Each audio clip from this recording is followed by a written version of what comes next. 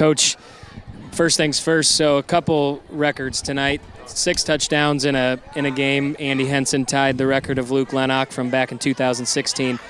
But the bigger one that I'm not sure I ever thought was going to be broken is 81 points in a game back in 1994 against Clear Creek, and we scored 86 tonight.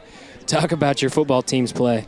I mean, we played extremely hard, and we went after them. And, I feel bad that, in a way that we scored 86 points. But when you have a football team and they want to play and you have your fresh soft team playing as much as we did, like the whole second half and even a lot in the second quarter and somewhere even in the first quarter, they deserve to play.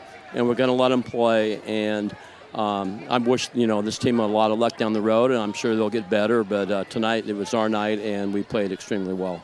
Yeah, and over the last couple of weeks, our players of the game tonight were the offensive line. They've seemed to just come along every single week. And like Coach Hirschman told me at halftime, L&M does some funky stuff defensively, and our guys just seem to adapt to whatever they were trying to do, and Andy ends up with 167 yards and 6 touchdowns. Talk about that offensive line and how they've grown over the last few weeks. It really, really gelled a lot. Ronnie and Jason and Dano are doing a super job with the varsity line, and they did some things on tape that we saw that we could capitalize on. We had certain audibles when they're in certain defensive sets, and we hurt them on that, and so that was kind of our game plan, and it worked.